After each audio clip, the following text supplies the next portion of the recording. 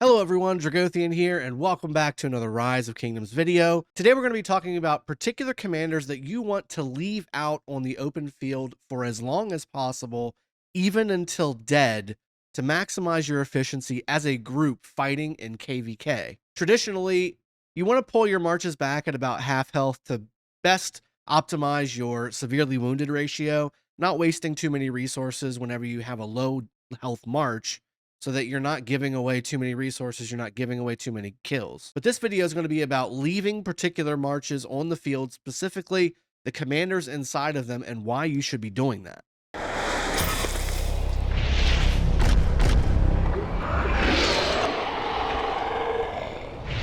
So I'm going to highlight 5 particular commanders here, but there's going to be about a dozen to a dozen and a half commanders that this mechanic, this mechanism inside of the game is going to be affected by. And I'm going to give you my reasonings why I'm telling you to leave these commanders out until they're basically dead and not pulling them back at half health or even less than that, or whatever you're pulling them back at early. Don't do it. Okay. So one of the first commanders I want to talk about is Guan. Now, Guan traditionally is a tried and true open field commander. He's an infantry commander, does a ton of skill damage. But the reason that I want you to leave him out on the open field is because he has an AoE silence. Now, again, when it comes to how many troops you have in your march, whether it's 100%, 50%, 25%, damage is affected by that number. So the lower your marches are when it comes to how healthy they are, the lower your damage is, and also the more damage you're going to take as a lower health march. But because Guan has mechanics outside of damage, he's going to be one that I recommend that you leave on the open field for as long as possible.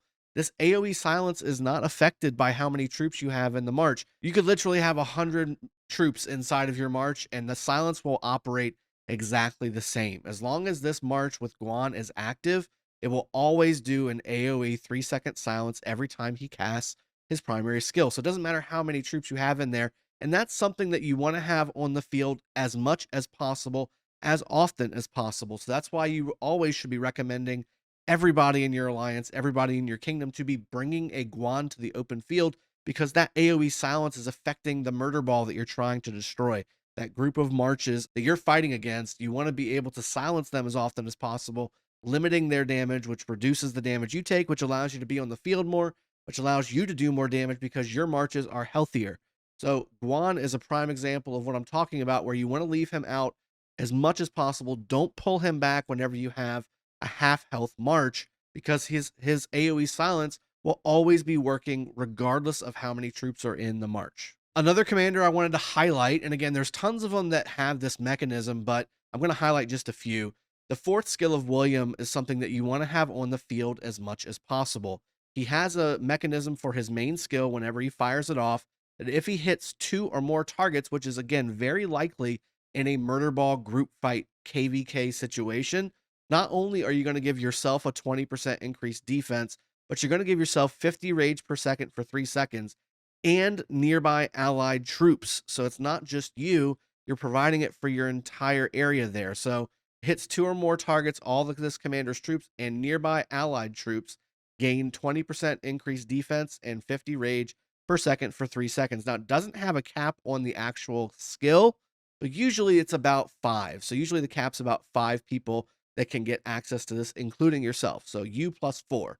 So again, as many Williams as you can have on the field, you're generating 20% increased defense stats on the field for everybody around you, and 50 rage per second for 3 seconds. And that stuff happens a lot. And again, it will be consecutive. So if somebody else's William hits one of your marches, and then your William hits your same march, it'll extend it. It won't stack, but it'll extend it. So if you have already ticked twice, and then you have a William go off again beside you and it hits your march, it'll go off another 3 times. So you have 5 ticks. There's no timer for it cooling down or anything like that. So that's 50, 50, 50, 50, 50. That's 250 rage that you would normally have not gotten had Williams not be around you. So this is something that you should definitely bring out to the field, have on the field as often as possible. And although the damage will suffer by you having a lower health march with a William in it, the actual buff that he generates for you and your allies is worth more than having a few extra thousand damage happening by pulling that march back and taking it off the field refreshing it, and bringing it back out. That can be the difference between you winning a fight and losing a fight. I think it goes without saying, Trajan is another one that you want to have. He doesn't really do too much damage. He does have some damage factor here, as well as on his third skill here, it gives another 300 damage factor. You're using Trajan for the buff. And again, the buff is not relevant to how many troops you have in your march. So whether you're at 100% of your troop health or if you're at 20%, this buff remains as strong as ever. So you want to have it on the field as often as possible, bringing it and keeping it there, having that buff going off nonstop throughout your entire group fight so that you get this buff as often and as much as possible. Boudica Prime is another great example. She does a 35% skill damage taken increase to a target that she's hitting. And again, as many Boudicas as you can have on the field, the better, because you're damaging AoE damage across the board with you and your allies. You want to be debuffing as many targets as possible with this 35% skill damage taken increase to the target. And again, that 35% does not go down relative to how many troops you have in your march. So whether it's 100% or 50% or 20%, 35% skill damage taken increase applies to the target. Respectively as well, you have Tamiris, same idea. The fourth skill, again, 100% probability to do a ticking stack of poison, which generates 3% times however many stacks you have. Skill damage taken increase as well, and that does stack on top of Boudica Prime's 35% that she does with her active skill. Again, Tamiris is another one of those commanders that, just like Boudica Prime, you want to have out on the open field as much as possible, because that 3% per stack does not get reflected by how many troops you have in your march. And finally, another one I want to highlight is going to be Joan. Joan Prime, again, is another commander that's really a must-have inside of this game. What she brings to the table besides damage, which is a lot of damage, but Commander's Troop and 2 surrounding friendly troops also deal 5% more a 5% all damage buff for you and 2 friendly troops for 3 seconds, and gaining 20 additional rage per second for 3 seconds as well. You're just getting so much by having her on the field. And again, all of this is not affected by troop count. So again, you're going to do a ton of damage when you first start out, and as you get down to half health, your damage gets cut in half. But also, this will still apply 5% more damage for you and 2 other marches, and more rage getting pumped out so that you can pump out more damage in the first place. And again, it's not just you, it's other people getting them too. Speaking of Joan, I want to highlight some of the epic commanders that are also going to be on the field with some players that aren't necessarily at T5 level or don't have a whole lot of legendary commanders yet. These are epic commanders that you should also keep on the open field for as long as possible because of the same mechanic that I'm talking about. Regular Joan of Arc, does have a really nice health increase for infantry, defense increase for cavalry, and attack increase for archers, and 50 additional rage per second for 4 seconds when she's maxed. And of course, you should max Joan as quickly as possible as you start the game. But again, she is another commander that you want to have on the open field, regardless of how many troops she has, because she's providing this buff for a big area of people, and being able to get that buff is really, really strong, and it does make a difference in your fights. Another commander, oddly enough, Imhotep, is another great commander that you can have on the open field and really benefit by having him out there forever and not necessarily refreshing him very often. Inflicts a debuff on up to 5 targets within radius of 3 seconds, increasing the damage they take by 20%. That's a big deal. That's a 20% damage increase to 5 targets for 3 seconds. That's a huge deal. Again, in a murder ball, you're having constant AoEs rain down. You're having single targets get insta-proc with the heralds and all these other commanders that have insta-proc skills. You want to have a damage debuff in the open field. Imhotep's a great one to do it for.